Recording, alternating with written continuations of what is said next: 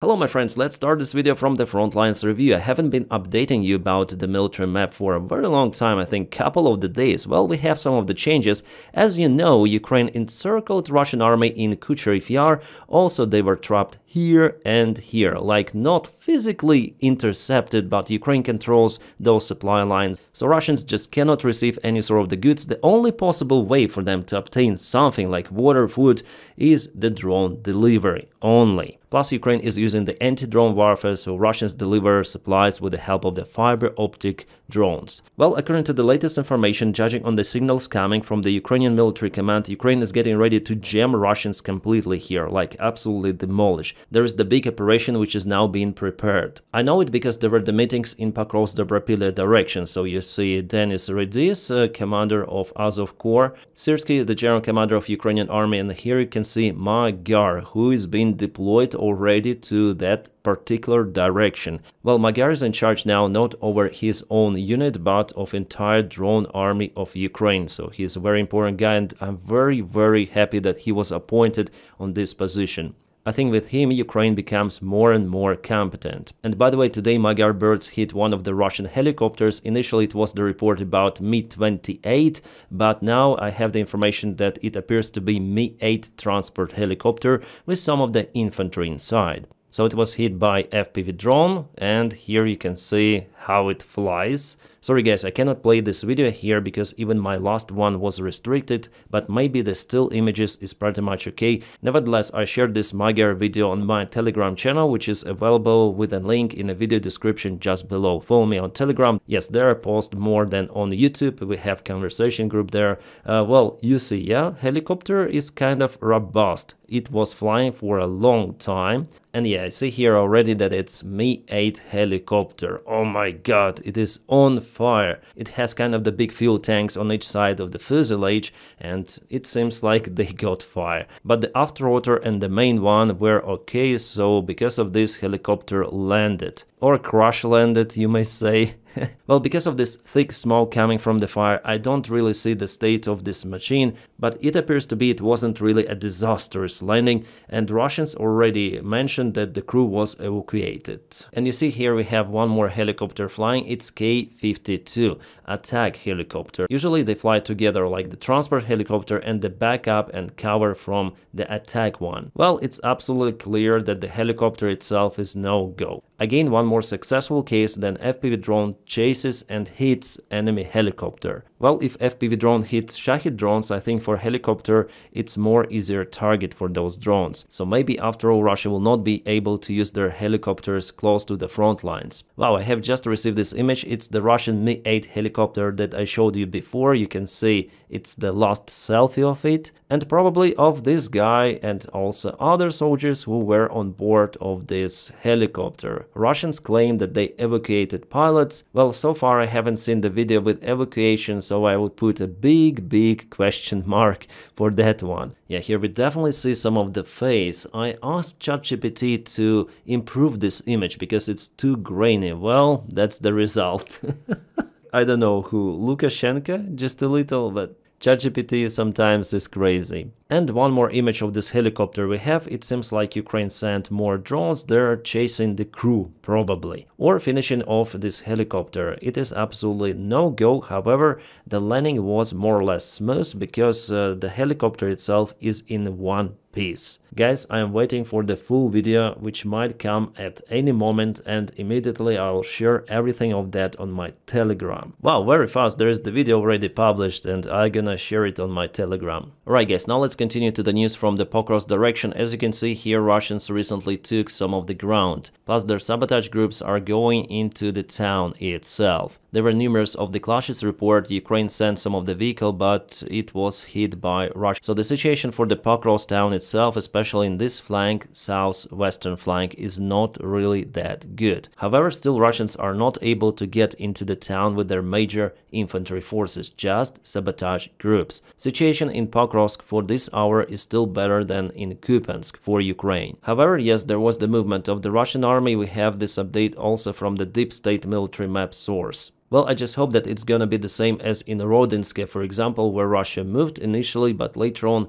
Ukraine cut this Russian attack vector, and now Russians are being cut from all of the sides here, so they're not thinking about Rodinske any longer. And I guess this only attack vector is not enough for Russians to occupy Pokrovsk and Mirnograd. Rodinske here is more important because it gives advantage for the Russian army to both Pokrovsk and Mirnograd, so they might jam those settlements into the clouds, their usual tactics, but here it's already been cut, as I say to you, so there is no perspective, close by perspective for Russians to get to Rodinske. Yeah guys, sorry for giving you sometimes bad news, but it's my duty to update you about the current situation on the front lines. There is one more place where Russia moved quite a lot. They even reached Verbovo here. It's Dnepropetrovsk Oblast, again southwestern part of the front lines. Here they propel almost every day, and let's go back 3 days ago. So 1, 2, 3.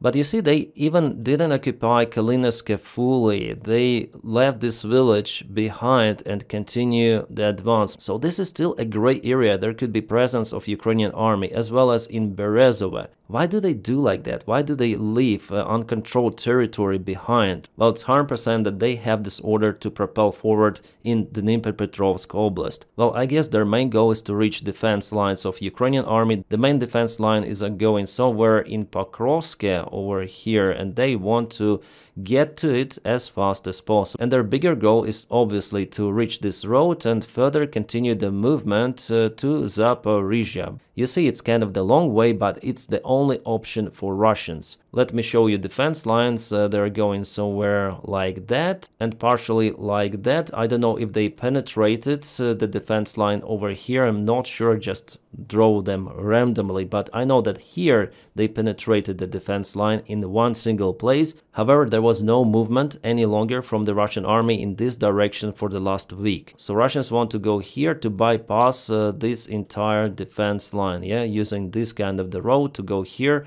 and also to advance from this side, from the south. Here they got some of the ground under control, but still unable to get further. Also, Russians are attacking Zaporizhia even with aviation gliding bombs, so for civilians there it's very hard time. And why Zaporizhia is so important for the Russian army? Because they want to create the bridgehead on the other side of the Dnipro River. You see, Dnipro River is very wide, it's the big obstacle for any sort of the ground army. So creating the bridgehead here or maybe in Dnipro city may allow Russian army to move later on faster towards the other parts of Ukraine. Well, they already controlled this part over here, but were forced to retreat from Kherson because it was the trap for the Russian army. They lost initiative. And now with all of their attempts to get to Kherson back, they basically fail. That's why Zaporizhia could be better variant in general for Russians. But still they need to cover lots and lots of the land here, and there are Ukrainian trenches, defense lines, Ukrainian armies placed here, so it's not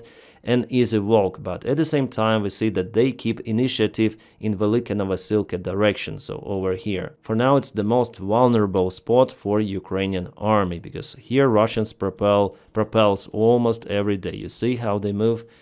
Day by day, after all they move. About Kupiansk, the situation there is standstill for already many days, like 4 days ago I guess there was the update, then the Russians moved to this part. Well, I would say it's the difficult situation and Ukraine has just limited resources to act in counterattacks, so I don't think Ukraine is capable for now to repel this Russian attack. Oh, what we have here is the strike of Ukrainian drones on Russian very important facility. It's called Elektrodetal factory in Bryansk Oblast.